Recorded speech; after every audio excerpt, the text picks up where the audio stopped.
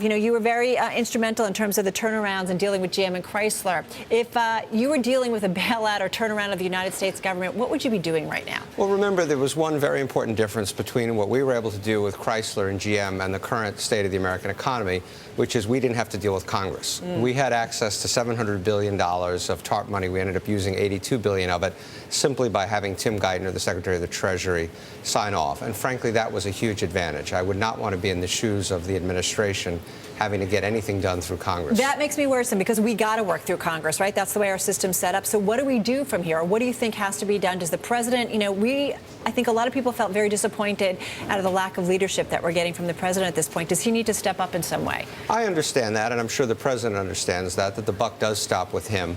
But I would simply ask people to recognize that you have divided government, and it's very difficult to move forward. I think the kinds of things we would like to do include not just long-term deficit reduction, but some short-term measures to stimulate the economy, to improve the job situation, improve incomes. But right now, Congress is not in the mood to agree to anything. In fact, they're not even in Washington, of course. They're gone until Labor Day. So I am sympathetic to the president's dilemma while understanding that the country wants action. What about, Steve, what about shifting out some of your key players? I mean, yesterday we were talking to Sean Egan from Egan-Jones. They downgraded the U.S. well before S&P did, and he suggested bring back Hank Paulson. I mean, I don't know if that's the answer, but do you think taking out Tim Geithner and putting somebody else in that place there would restore some confidence? I think Tim Geithner is a terrific Treasury Secretary. I worked for him. I knew him before he went there. I think he's sensible, thoughtful, and experienced, and he's now a financial guy after 4 years of battling these issues. I think we have the right team in place. I simply think we need everybody from both sides of the political spectrum to get together and decide to do what's best for the country rather than simply stand on ideology and worry about raising money for their next election, all the other kinds of things that politicians worry about. What do you think would give the most bang for the buck, though, if you were actually deciding policy? I mean, you know, with the administration, they've talked about reforming the tax system, extending, again, the payroll tax credit. They've talked about the free trade agreements. They've also talked about this infrastructure bank or infrastructure banks. I mean, does any of that make sense in your view?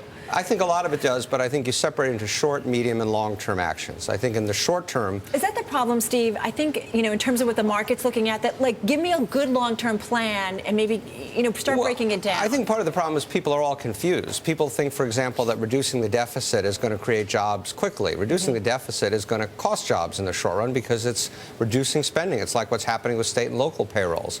So I separate into short, medium, and long. In the short run, things like extending the payroll tax credit, giving it to employers as well as to employees, things like that will help get some people back to work. And there are some other creative ideas around on that. In the medium term, I think things like the infrastructure bank are good ideas, supported by people certainly on the Democratic side and some on the Republican side. And then in the long term, we have to deal with the deficit. We have to deal with entitlements. We have to deal with tax reform. But those are not things, as I said before, that are going to change the job picture in the next 6 months or even the next 12 months. What does the economic outlook look like from your perspective, Steve? I mean, the Fed came out with a very negatively worded statement today. If we have to wait till mid-2013 for savers to even get any interest, it's going to be tough, especially for retirees. How does it look to you?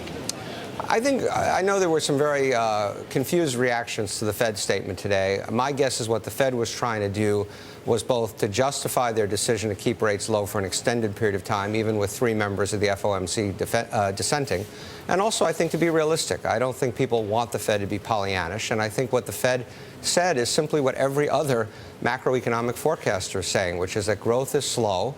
I don't personally think it's likely we'll go into another recession, but certainly the odds are significant, or 20–30% that we could. And I think the Fed was simply saying we're in for a period of slow growth. And the Fed also importantly said that inflation is very, very subdued, and therefore the Fed has the scope to use monetary policy the way it should be used. I don't completely agree with someone I heard a little bit earlier say that the Fed is like crack cocaine and you can't sort of take it forever. The Fed's job, as it said very clearly in its statement, is to manage toward low inflation and full employment. I think it's doing that job. I mean, at what point, Steve, do we, you know, there are other folks who come on and say it's time to just let things be and let the cycles run their course naturally and stop with all the stimulative actions. Do you agree with that or no? No, I absolutely don't agree with that. I think that if we've learned anything in the last 100, 200 years of economic policy making, it's that there is a role for the government, there is a role for the Federal Reserve to play, as I said, in managing us toward full employment consistent with low inflation.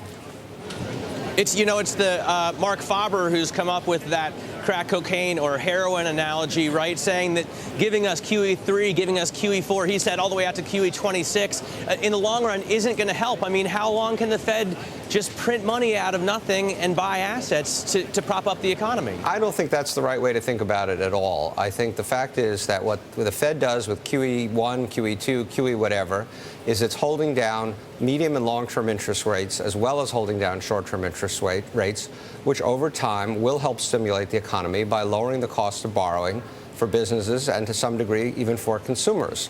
And as long as you do that in a way that is not inflationary, and there is no sign of inflation in the economy at the moment, I think it is exactly what the Federal Reserve should be doing. Ben Bernanke wrote the textbook about this. Do you think the Fed, by saying that they're going to keep rates low until 2013, I mean, they're getting us ready, Steve, for another round of quantitative easing, or is this it?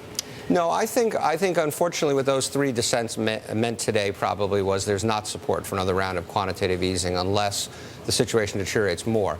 I think what the Fed was trying to do today was give some confidence to the market. In the end, it worked after a lot of confusion. But I think if the Fed had done nothing today, if they had simply repeated the previous statement, I think the market would have cratered. Let me just ask, would you be more confident by what are you more confident about the market environment because of what the Fed said?